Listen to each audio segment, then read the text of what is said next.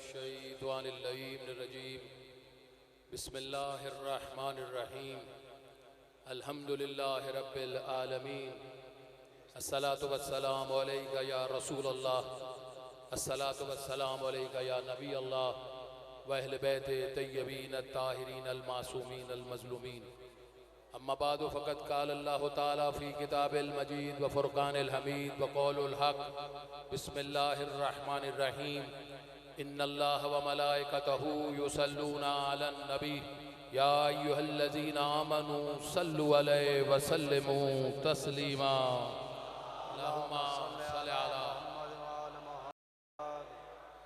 जश्न सादिक़ैन आपको मुबारक हो।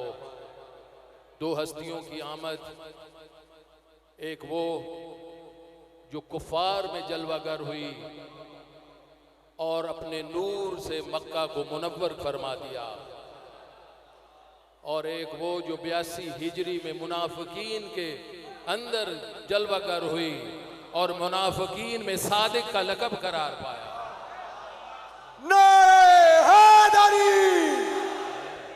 एक नबी सादिक है, एक इमाम सादिक है।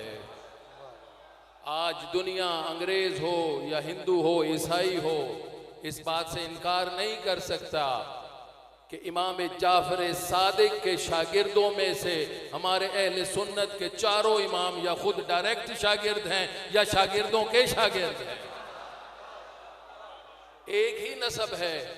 आज हम अहले सुन्नत और अहले तशय्युह इकट्ठे हुए हैं तो जाएं किसी भी अहले सुन्नत आलिम दीन पर जाके पूछिए कि ये इमाम अबू हनीफा ने कहाँ से दीन लिया है, ये फ़िक़्ह कहाँ से लिया है। तो खुद इमाम आज़म अबू हनीफा से पूछा गया कि आप इमाम आज़म बन गए, इतना बड़ा रुतबा आपने हासिल कैसे किया। तो इमाम अबू हनीफा ने फरमाया कि मैं जो 2.5 साल मोहम्मद के बेटे की जूतियाँ उठाई हैं उससे आज़म बन गया।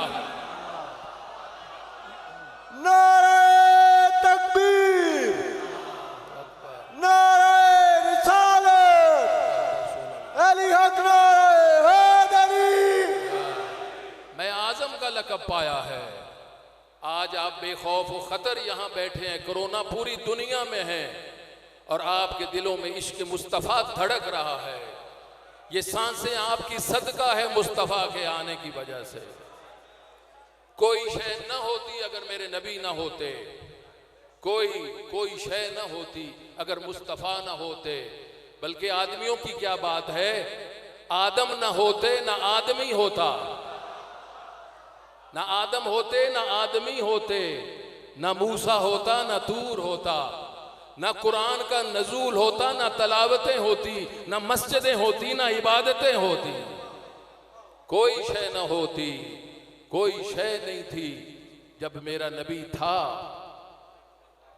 न मस्जिदें, न दीन होता, न रियाजतें होती, न गुनाहगार होते, न शिफात का कारोबार होता, न यूसुफ होता, न कोई खरीदार होता। कुछ ना होता अगर मेरे नबी ना होते। ये कुरान मजीद फुरकान हमीद की आयत की तफसीर है जो आप यहां इकट्ठे हैं कि मेरा अल्लाह फरमा रहा है कि तुम नहीं सिर्फ कि क्या मतलब, अगर आप यहां से ले इन्नल्लाह व मलाइकतहू युसल्लूना अलन नबी, ये युसल्लून कहां से निकला है? ये सल्ले से निकला है, सल्ली सलात से निकला है। तो क्या मतलब हुआ? इस दरूद के माने क्या हुए? लोगों ने कह दिया कि अल्लाह अपनी रहमतें नाजिल करता है मुस्तफ़ा पर। तो हम ये कहते हैं बेशक रहमतें, जो कुल का कुल रहमत बनकर आया हो उस पर हमारी क्या वजह से रहमतें आ सकती?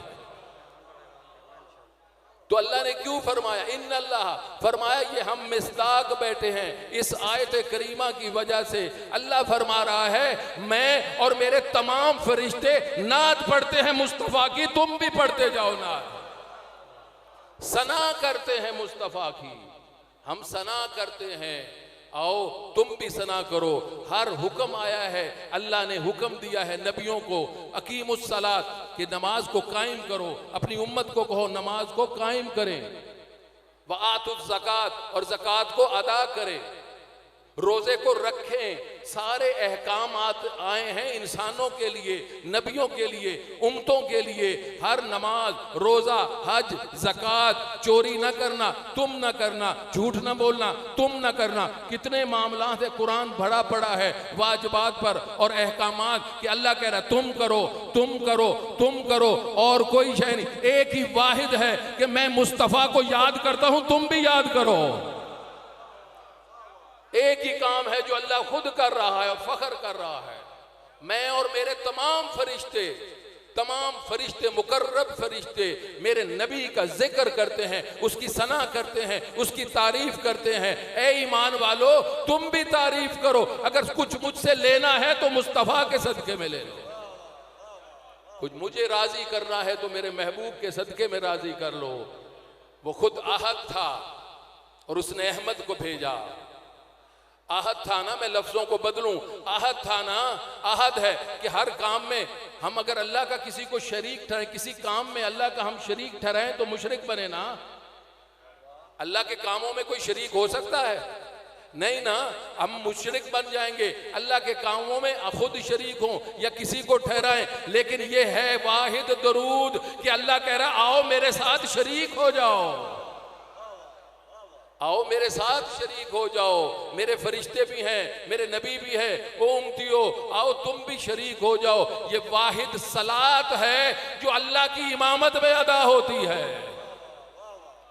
आम नमाज दुनिया के इमाम के पीछे पेश नमाज के, लेकिन ये दरूद इतनी बड़ी नमाज है को अल्लाह इमामत करवा रहा है और उम्मती पीछे पड़ रहे हैं कि अल्लाहुम्मा सल्ले अला मुहम्मदिन वाले मोहम्मद। आहद था लेकिन मुस्तफ़ा को साथ शामिल किया, का मेरी आहदियत में अहमद को शामिल करो, आओ मेरी मजलिस में तुम भी आ जाओ, ताकि तुम पर मैं रहमतें नाजिल करूं, ताकि तुम पर मैं बरकतें नाजिल करूं।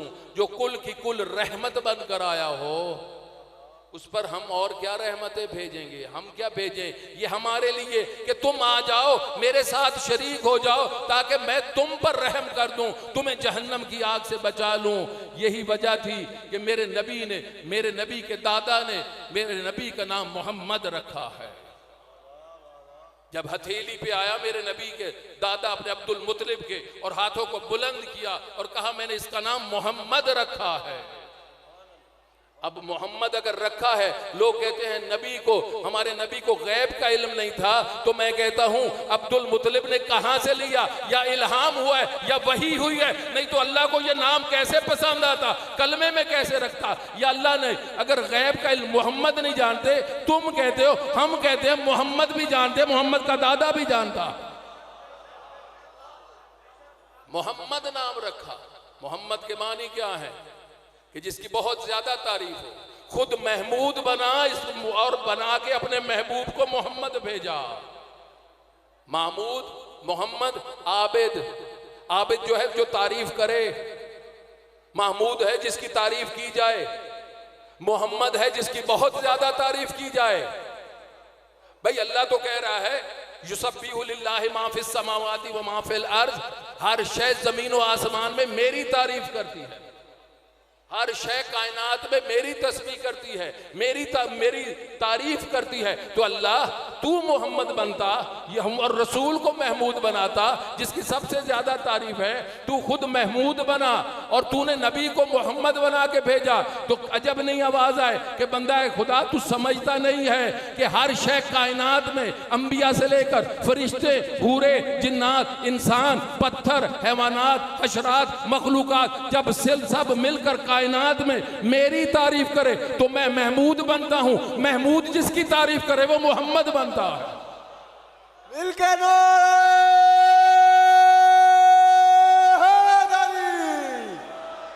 मोहम्मद बने, मोहम्मद।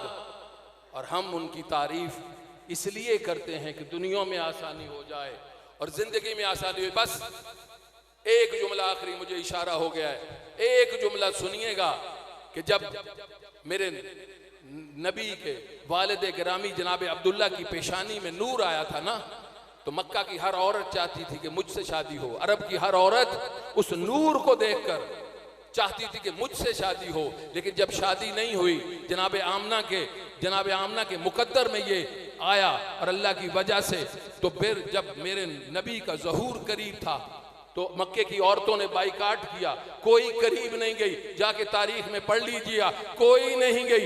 एक ही हस्ती थी, या फातिमा बिनते असद थी, या मरियम आसमान से आई थी, या हव्वा और आसिया आई थी, या फातिमा बिनते असद मौजूद थी, और कोई नहीं था, और कोई नहीं था। लेकिन फातिमा बिनते असद जब आ गए ना मेरे नबी दुनिया में आ गए तो दौड़ी हुई गई और जनाबे अबू तालिब को मुबारक की कि आपको मुबारक हो। और अबू तालिब बैठे हैं और कहा, अबू तालिब ये कोई अजीब बच्चा दुनिया में आया है। ये फातिमा अली की मां कह रही, ये कोई अजीब बच्चा दुनिया में आया है। ऐसा नूर बुलंद हुआ, ऐसा नूर कि हर शय शाम के कसरो मीनारा मुझे नजर आने लगे मुझे नजर आ रहे थे। और ऐसी खुशबू आई है कि मैंने आज तक नहीं सूंघी, इतनी मुअत्तर हो गई, इतनी मुअत्तर। कोई अजीब नूरानी बच्चा आया है जो आते साथ बोलता था, कुछ पढ़ता था। ये बीबी कहती जा रही, हैरानी का इजहार। लेकिन अबू तालिब देखते जा रहे हैं, मुस्कुराते जा रहे हैं। अब अबू तालिब को कोई हैरानी नहीं है, कोई हैरानी, मुस्कुराते जा। जब हैरानी से चुप हो गई ना फातिमा बिनते असद, अबू तालिब ने मुस्कुरा कर कहा, फातिमा देखा कितनी फजीलत वाला बच्चा है, कितना नूर वाला बच्चा है, कितनी अजमत वाला बच्चा है। हाँ, बहुत बड़ी अजमत वाला है। कहा, तू भी ऐसा बच्चा चाहती है क्या? तू भी ऐसा बच्चा? कहा, ऐसा बच्चा क्या मेरे मुकद्दर में भी होगा? अबू तालिब कहते हैं, ये आने वाला मोहम्मद नबी है, 30 साल बाद तेरे वतन से ऐसा अली आएगा। अली हक, अली हक, अली हक, अली हक, अली हक, कुल्ले ईमान है अली। जो इसका वसी होगा, जो वजीर हो जा, जो खलीफा होगा।